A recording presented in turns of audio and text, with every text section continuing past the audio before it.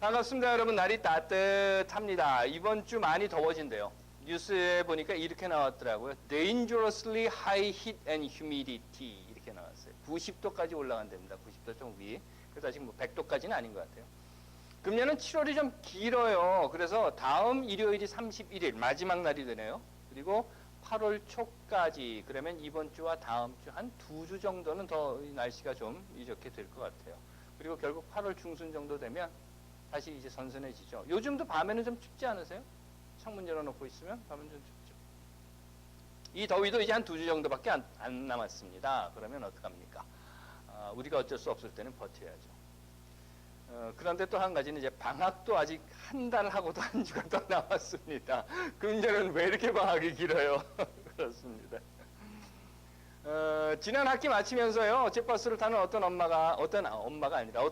아이의 엄마가 저한테 그 선물을 하나 줬어요. 보통 학기 끝날 때 되면 그 부모들이 이렇게 조그만 뭐 기프트 카드도 주고 뭐 이렇게 해요. 근데 전에는 그 맨 던킨 도너스 카드나 뭐 이런 거 주더니 요번에는 그 아마존 기프트 카드를 하나 줬어요. 그래서 받아가지고 고맙다고 받기는 받았는데 이걸 뭐 했을까 하고 고민을 하다가 지지난주에 공구 넣는 벨트 백을 하나 샀습니다. 공구 넣는 거 있잖아요. 옆에다 이렇게 탁 차는 거예요. 벨트 풀어가지고 딱 차는 겁니다. 원래 제가 백수가 되다 보니까 할 일이 많아요. 그래서는 뭐 이것저것 하려면 플라이어도 필요하고 망치에다 볼트, 너트에다 뭐 이 드라이버에다 이런 걸 이제 넣고 다녀야 되는데 이 넣을 것이 없었어요. 그래서 망치는 뒷주머니에, 플라이어는 앞주머니에, 거기다가 볼트나 너트는 뭐 여기다 집어넣고 여기다 집어넣고 못 같은 거 있지 않습니까? 나사 뭐 이런 거는 입에다가 이렇게 물고 다니고 그랬었거든요. 혹시 뭐 어디 높은 데 올라갈 일이 있으면 사다리 타고 올라가서 막 찾다가 없네? 그럼 다시 또 내려와야 되고 그래서 좀 짜증이 났었는데 이거 샀습니다. 드디어 17달러를 주고 샀어요. 근데 옆에 이렇게 탁 차고 있으니까 얼마나 좋은지 몰라요. 그래서 괜히 요즘은 할 일 없어도 일 안 해도 되는 것도 밖에 나가서 일을 만들어 가지고 이거 딱 저것부터 탁 하면서 이렇게 다니는 거예요. 이렇게. 와, 신난다. 이런 거.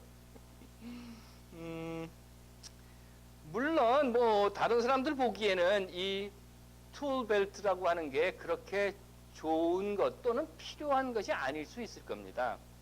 그런데 제 경우는요, 이 툴벨트에서 기쁨을 찾았어요. 물론 이 툴벨트도요, 비싼 건 한 300~400불씩 해요. 엄청나게 비싸요. 제 거는 17불짜리. 글쎄요, 여러분들은 요즘 어떤 기쁨을 가지고 계십니까? 세상 산다고 하는 것이 그렇게 쉽지는 않죠. 팍팍하기도 하고. 더욱이 요즘 들어서 박근혜 정권 하는 짓을 보면요, 자다가다 벌떡 일어나게 되기도 합니다. 잠이 안 와요, 도대체. 그렇다 하더라도, 날도 덥고 하는 일이 마음대로 안 되더라도, 남편이 좀 속을 썩이더라도, 아이들이 말을 잘 안 듣더라도 그냥 사는 것이 다 그렇지 뭐 하고 지나가 버리게 되는 그 시간 속에서 혹시 나만의 기쁨 만들어 보면 어떨까 싶어요. 사람의 마음을 무겁게 하는 억울한 일이 하늘 아래에 있는 것을 나는 보았다. 많은 것을 하나님께로부터 받았으면서도 그것을 마음껏 누려보지 못하는 것. 그것은 오직 헛된 것뿐만 아니라 통탄할 일이기도 하다. 자식을 100명이나 두고 아무리 오래 산다 할지라도 인생을 즐기지 못하는 인생, 1000년의 갑절을 산다 하더라도 헛된 것이다. 전도서 성서에 나와 있는 이야기입니다. 기도할게요. 하나님, 오늘 우리가 삶에서 우리의 기쁨을 찾게 하옵소서. 아멘. 요한복음이라고 하는 복음서가 있는데요. 여기에 보시면요, 예수가 마리아와 마르다의 오빠인 나사로를 살려주는 그런 사건이 나옵니다. 큰 그림에 보시면 이런 거예요. 마리아와 마르다의 오빠인 나사로가 죽었어요. 그런데 그 죽은 나사로와 예수가 그 가족들과 어떻게 관계를 갖고 있었던 모양입니다. 해서 가가지고 나사로가 이제 무덤에, 그러니까 굴 이렇게 뚫어놓은 무덤 있지 않습니까? 그 굴 무덤에서 죽어있는 그 나사로를 향해서 나사로야 일어나라 뭐 그래가지고 나사로를 살려줬다는 겁니다. 이게 한 가지 사건이었어요. 죽은 나사로를 살린 사건. 사건은 한 가지입니다. 바로 그거예요. 죽은 나사로를 살린 겁니다. 그런데 사람이라는 것이 참 묘한 피조물이라서 사람은요, 누구나 다 자기가 좋은 대로, 누구나 다 자기가 원하는 대로 생각하고 이해하고 해석하고 그리고 받아들입니다. 똑같은 말을 들어도 똑같은 행동을 해도 똑같은 사건을 보아도 이 사람은 이렇게 저 사람은 저렇게 듣습니다. 그래서는 이 사람에게는 기분 좋은 말이 저 사람에게는 기분 나쁜 말이 되기도 합니다. 이유는 앞에서 말씀드린 대로 판단이라고 하는 것은 사람에 따라 결정되는 것이 아니라, 그러니까 말하는 사람에 따라서 결정되는 것이 아니라 듣는 사람에 따라서 결정되기 때문에 그렇죠. 뭐 이건 어쩔 수 없는 사실입니다. 아시잖아요? 최근 한반도에 정확하게는 남한에 사드를 배치한다는 겁니다. 실상은 한 가지예요. 사드를 배치한다. 그런데 이를 대하는 사람들의 태도는 같지 않습니다.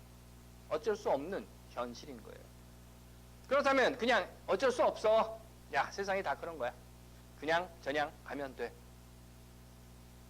이렇게 말하고 말까요? 예수의 사건이 앞에서 여러분들께 말씀드린 것 같이 일어났습니다. 죽은 나사로를 살린 사건입니다. 그리고 그건 기적이라고 나타나 있습니다. 하지만 그 사건을 지켜본 사람들은 각기 다른 생각을 했습니다. 바리새파 사람들이 있었어요. 율법주의자들이죠. 그 사람들은 흔히 말하는 율법의 근본주의자들입니다. 모든 것은 율법에 따라야 한다라고 가르치고 지키는 사람들이었습니다. 예수가 나사로를 살린 기적의 사건을 본 그들은 긴급 회의를 소집합니다. 그리고 이렇게 말하는 거예요. 어떻게 해? 아이고, 이거 이 일을 어떻게 하면 좋아? 이걸 어떻게 하면 좋아? 큰일 났어. 야, 큰일 났어. 빨리 모여. 이거 큰일이야. 라고 하는 겁니다. 저 예수라는 자가 저렇게 기적을 베풀고 다니는데, 죽은 자를 벌떡벌떡 일어나게 살리게 하는데 저걸 그냥 둬야 돼? 저걸 그냥 둬? 어떻게 하면 좋아? 라고 지금 외치고 있는 겁니다. 그러자 당시의 대제사장, 종교 권력의 핵심이죠. 그가 나서서 이렇게 말하는 거예요. 만일 저를, 예수를 이대로 두면 모든 사람들이 저를 믿을 것이고, 왜? 죽은 자가 벌떡 일어나는 걸 봤으니까 말이죠. 모든 사람들이 다 그러면 와, 예수가 기적을 행한다, 예수가 메시아다, 뭐 이러고 믿을 테고, 그렇게 되면 로마인들이 와서 우리 땅과 민족을 빼앗아 갈 것이다. 이게 지금 대제사장 가야바가 하는 이야기입니다. 종교 권력의 핵심, 그 사회의 권력의 핵심이라고 하는 자가 한 이야기입니다. 사람에게는 자유의지가 있는가 없는가 하는 신학적 토론이라고 하는 것은 어거스틴 펠라기우스, 그러니까 아주 오래된 얘기예요. 그때로부터 시작해서 기독교 역사 속에서 계속되는 논쟁입니다. 해서 1517년 종교개혁 이후에는요, 칼비니즘과 알마니아니즘이 분리되었던 근거도 바로 여기에 있었던 겁니다. 핵심적인 원인, 인간의 자유의지라는 것. 그리고 지금도 오늘날까지도 인간의 자유의지와 예정론 사이에서 신학적인 토론은 계속되는 겁니다. 노예의지라고 하는 것이 루터의 예정론으로 넘어가거든요. 죄송합니다. 칼빈의 예정론으로 넘어가거든요. 장로교회. 그러니까 자유의지와 노예의지, 예정론 이 사이에서 계속 갈등을 하고 있습니다. 물론 자유의지를 강조하다 보면요, 하나님의 섭리를 무시하게 되는 경우가 생겨요. 왜? 우리 인간이 모든 걸 다 할 수 있다 라고 하는 것 때문에. 하지만 노예의지, 즉 예정론을 강조하게 되다 보면 인간의 책임이라고 하는 것을 슬그머니 내려놓는 종속적인 전제가 되고 만다는 겁니다. 그렇기 때문에 우리는 이 둘 사이에서 인간에게 자유의지가 있느냐 없느냐 하는 것을 물어보는 것이 아니라 하나님께서 인간에게 허락하신 한정적인 의지라고 하는 거죠. 왜? 사람이 할 수 있는 일도 있고 할 수 없는 일도 있잖아요. 그러니까 사람이 할 수 있는 그 한정적인 의지를 어떻게 하나님의 뜻에 따라 사용할 것인가를 우리들이 고민하고 물어봐야 한다는 겁니다. 하지만 나사로를 살린 이 기적 사건으로 긴장하고 공포에 떨게 된 바리새파 제사장 계열들은 이 기적 사건을 통해서 하나님이 보여주신 것이 무엇인가 라고 하는 것을 먼저 생각하고 인간에게 허락하신 한정된 의지를 어떻게 하나님의 뜻에 따라 사용할 것인가 라고 묻지를 않았습니다. 오직 예수가 나사로를 살린 그 사건을 딱 급한 종교 권력의 핵심들은 아이고 큰일 났어. 저렇게 놔두면 사람들이 다 예수를 믿을 거야. 그러면 어떡하지? 그러면 어떡하지? 그러면 우리가 살아남을 수 있는 방법은 무엇이지? 하고 고민하게 된 겁니다. 어떻게 하면 지금 우리가 가지고 있는 이 체제, 이 권력을 유지하며 먹고 살 수 있을까? 어떻게 하면 내가 지금 가지고 있는 이 밥그릇을 빼앗기지 않고 그대로 지키며 살 수 있을까? 하는 생각을 했던 겁니다. 그리고 그들은 하나님의 뜻을 뒤로 한 채 지금까지 수십 년 아니 수백 년 동안 쌓아온 지위, 권위, 부, 명예 이런 것들을 지키기 위해서 전적으로 인간의 의지를 사용합니다. 나는 하나님의 뜻에 따라 살아. 말은 그렇게 하면서 행동은 전적으로 하나님의 뜻은 내버리고 내게 원하는 것, 내게 이익이 되는 것, 내가 하고 싶은 것을 하게 됩니다. 그리고 마침내 권력의 수장인 대제사장 가야바는 낮은 목소리 쫙 깔고 비장한 각오로 나라와 민족을 운운하면서 민족을 위해 나라를 위해 큰 공헌이라도 하는 것처럼 정말 각고의 어떤 노력이라도 하는 것처럼 이렇게 말을 합니다. 나라와 민족을 위해 큰 희생이 있어야 한다. 한 사람이 백성을 위해 죽어서 온 민족이 망하지 않게 되는 것이 너희들에게 유익하다. 맞습니다. 한 사람의 희생으로 온 민족과 국가가 살 수 있다면 그건 참 고귀한 것입니다. 그런데 말이죠. 그럼에도 가야바의 이 이야기, 한 사람이 백성을 위하여 죽어서 온 민족이 망하게 되지 않는 것이 얼마나 고귀하고 귀한 것인가라는 그 말 속에는 그들의 민족과 국가를 살리기 위해서 죽어야 하는 사람, 희생당해야 하는 사람은 내가 아니라는 겁니다. 이 민족과 국가를 살리기 위해서, 더 정확히는 북한의 핵 공격으로부터 나라를 지키기 위해서 사드보다 더 좋은 방법이 있으면 말해라! 라고 했던 그 박근혜의 이야기는요, 이런 거예요. 없지? 사드밖에 다른 거 없잖아. 대안이 있어? 없잖아. 그러니까 설치해! 하지만 물론 청와대 뒤편 북한산에는 말고 라고 이야기하고 있는 겁니다. 마침내 그들은 가야바 그리고 그가 가진 막강한 정치 권력을 사용합니다. 그리고 이렇게 합니다. 죽여버려. 그래서 예수를 죽입니다. 하지만 그들이 잊고 있었던 것이 있었어요. 그것은 지금까지 아무리 유대 백성이 어떻게 했고 히브리 민족이 어떻게 했고 무슨 유대교가 어떻게 되었고 성전을 만들었고 누가 왕이 되었고 나라를 어떻게 가지고 왔는가라고 하는 모든 역사 속에서 그 모든 것들이 다 하나님의 섭리 속에서 살았으며 지금 이 순간도 그 조상들이 살았던 역사뿐만 아니라 지금 이 순간 가야바와 그 함께하는 유대 율법주의자들이 살고 있는 이 순간도 하나님의 섭리 속에서 살고 있다는 것, 그리고 앞으로도, 그러니까 예수를 죽이고 난 후에라도 이 세상은 하나님의 섭리대로 다스려져 간다라고 하는 것을 잊고 있었다는 겁니다. 그 결과는 뭔지 아십니까? 하나님의 섭리는 떠나고 하나님의 뜻은 떠나고 말은 하나님의 이름으로 하지만 내게 이득이 되고 내가 원하는 것, 나에게 필요한 것을 자신의 의지와 행동으로 민족과 나라를 운운하며 예수를 십자가에 못 박아 죽여버린 그 바리새파 사람들과 사두개는 예수가 죽은 지 불과 40년도 채 안 되어서 로마에게 쫄딱 망합니다. 모두 죽고 맙니다. 현실에 안주하는 삶이라고 하는 것은요, 다만 죽지 않기 위해서 자신의 숨을 유지하는 것이 될 수는 있습니다. 맞습니다. 하지만 그건 살리는 일은 아닙니다. 죽지 않게 하는 것과 살리는 일은 다른 겁니다. 그런데 가끔 우리는, 아니 자주 우리는 이 두 개의 구분을 하지 못합니다. 죽지 않게만 해두면 사는 거야? 이렇게 말하고 맙니다.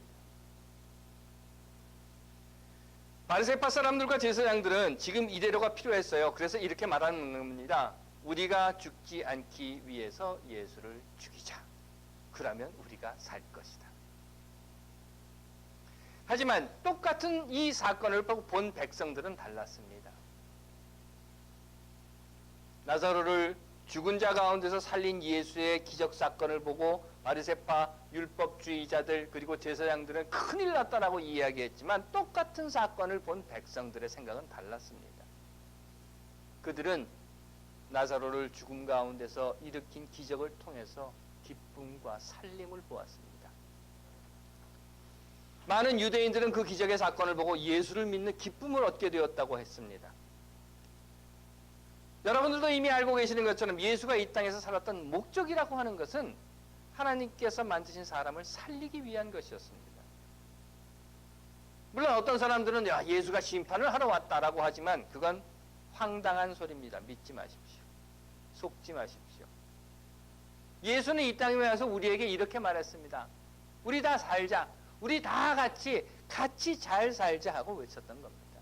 그리고 내가 너희들을 살릴 거야 라고 외쳤던 겁니다. 물질로 인한 가난함으로 죽어가는 사람들, 그들에게 삶의 소중한 것은 물질에 있지 않음을 깨닫게 하는 겁니다. 그래서 물질 안에서 죽어가는 그들의 삶을 살리기 위한 것이 예수의 목적이었습니다. 물론 먹고 사는 일 중요합니다. 하지만 먹고 사는 것, 입으로 들어가는 그 음식보다, 왜? 입으로 들어가는 음식은 뒤로 나가면 그만이고 주머니로 들어있는 돈은 쓰고 나면 그만이지만 입에서 나온 말은 다른 이들의 귀 속에 남아있게 되고 이웃을 향해서 우리가 펼쳐진 그 손은 그들의 가슴 속에 남아있게 됩니다. 그래서 예수는 이렇게 이야기합니다. 물질로 인한 가난함으로 죽어가는 자들, 물질이 모든 것은 아니다. 깊은 마음의 상처로 죽어가는 사람들, 가슴의 상처를 고쳐줌으로써 죽음에서 살리는 일을 예수는 우리들에게 보여주었습니다. 사람 사는 게 그렇게 길지 않아요. 기껏 해봐야 100년 삽니다. 그런 짧은 삶인데도 왜 그리도 한 번 난 상처는 지워지지 않는지. 이 살갗에 난 상처는 시간이 지나면 아물고 끝나버리지만 가슴 속에 난 상처는 좀처럼 지워지지 않습니다. 해서 그 상처로 하루하루 자신의 삶을 죽음보다 깊은 고통으로 이어가는 사람들이 우리 주변에 있는 것을 봅니다. 예수 당시에도 예수의 눈에는 그렇게 죽음보다 깊은 고통으로 이어가는 사람들을 보았을 겁니다. 해서 세상에서 살면서 겪어야 하는 많은 일들, 물론 좋은 일도 있고 기쁜 일도 있고 아름다운 추억도 있겠지만 아픈 일, 슬픈 일, 그로 인해 상처받은 자들을 살리려고 예수가 이 땅 위에서 외쳤던 겁니다. 무겁고 깊은 상처를 진 모든 자들은 다 내게로 와라. 건강, 물질, 명예나 권력 등 세상의 어떤 것으로 인해서 묶여버린 삶 속에 사는 사람들, 그래서 삶의 소중한 것이 어디에 있는지를 알지 못하고 자신의 발목을 붙잡아 매고 있는 것들에 끌려가며 죽어가는 사람들, 그 모든 속박으로부터 해방시키고 자유롭게 함으로 해서 참 하나님께서 만드신 사람의 모습으로 살아갈 수 있도록 살리는 일, 그것이 곧 예수가 이 땅 위에서 한 것입니다. 그리고 그 유대 백성들은, 그 땅의 사람들은 나사로를 살리는 예수의 기적 속에서 예수의 살림을 보았던 겁니다. 희망을 잃고 스스로 삶을 포기한 자들에게 희망으로 다시 일어서 살 수 있게 하는 것, 이것이 곧 예수가 내가 이 땅에 온 것은 너희를 살리기 위해서 왔다. 아니, 우리 다 같이 잘 살자라고 외쳤던 겁니다. 그 결과 사람들이 예수를 믿기 시작했고, 그 결과 사람들은 예수에게서 희망을 보게 되었고, 그 결과 사람들은 예수를 통해서 사는 방법을 찾게 되었고, 그 결과 사람들은 예수의 그 기적 사건을 통해서 기쁨을 얻었다는 겁니다. 하나님께서 사랑하시는 여러분, 다시 말씀드립니다. 죽지 않는 것과 사는 것은 다른 것입니다. 현실에 안주하는 삶은 다만 죽지 않기 위해서 자신의 목숨을 부지하는 것은 될 수 있을 겁니다. 죽지 않게 하는 것이 될 수는 있을 겁니다. 하지만 죽지 않을지언정 결코 사는 것은 아닙니다. 더더욱 살리는 것은 아닙니다. 예수가 이 땅에서 보여준 삶의 모습은 그날 목숨을 부지하기 위해 사는 것이 아니라 매일매일 살기 위해, 살리기 위해 버리는 삶이었습니다. 옛것을 버리고 새것으로 바꾸는 삶, 그것이 곧 예수가 우리에게 보여준 삶이었습니다. 그럼에도 죽지 않기 위해서, 살기 위해서가 아니라 죽지 않기 위해서 버리지 못했던 가야바 대제사장 율법주의자들은 결국 죽지 않기 위해서 붙잡았던 그 기득권과 조직과 체제와 사고라고 하는 속에서 자신들의 삶을 통째로 잃어버리게 되고 말았습니다. 하나님께서 사랑하시는 여러분, 우리도 때로는 가야바와 같은 두려움 속에 살기도 합니다. 이거 바뀌면, 이거 변화되면, 그래서 항상 그 생각, 그 자리, 그 학교, 그 삶, 그 위치, 그 교회, 그 길, 항상 갔던 그 안에만 묶여 있게 됩니다. 지금까지 나를 묶어두었던 그 어떤 것에 대해서도 도저히 변화되지 못하고 도저히 변화하려고 생각하지 못하고 삽니다. 항상 똑같은 길, 항상 똑같은 음식, 항상 똑같은 삶 속에서 무언가 변화가 되면, 새로운 것이 들어오면 곧 죽을 것 같은 그런 착각 속에 살고 있습니다. 그러다 보니 예수가 보여준 사는 방법을 따라가지 못합니다. 아니, 따라가기는커녕 가까이 하려고도 하지도 않습니다. 오직 멀리 서서, 그래, 나는 여기에까지만 있을 거야 라는 나 스스로의 묶음 속에 살고 있습니다. 가야바가 말했습니다. 이대로 두면 우리 모두가 죽고 말 것이다. 맞습니다. 예수를 이대로 두면 우리 모두가 죽고 말 것입니다. 그렇게 변화를 외치는 예수를 없애버려야 합니다. 그럴 때에 우리는 하나님께서 우리에게 주신 자유와 정의, 평등을 버린 채 개와 돼지로 죽지 않고 살 수 있게 될 것입니다. 가야바가 말합니다. 개혁을 외치는 예수를 이대로 두면 우리 모두가 죽게 되고 말 것이다. 그렇습니다. 이대로 두면 우리 모두가 죽게 될 것입니다. 하지만 로마의 손에 의해서 죽는 것이 아니라 하나님께서 주신 자유와 생명을 잃어버림으로 해서 죽게 될 것입니다. 하나님께서 사랑하시는 여러분, 저는 지난 몇 주간 동안 17달러의 기쁨을 찾았습니다. 여러분들은 어떠십니까? 이번 한 주간 동안 날은 좀 덥지만 죽지 않는 삶, 아니 살리는 삶의 기쁨을 찾아보시면 어떠시겠습니까? 여러분 주위에 너무도 많은 것들이 비록 우리 눈에 보이지 않는다 하더라도 여러분들이 살리셔야 하는 것들이 널려 있습니다. 다시 한번 돌아보시고 다음 한 주간 살리는 기쁨을 찾으시는 여러분들 되시기를 간절히 빕니다. 기도하겠습니다.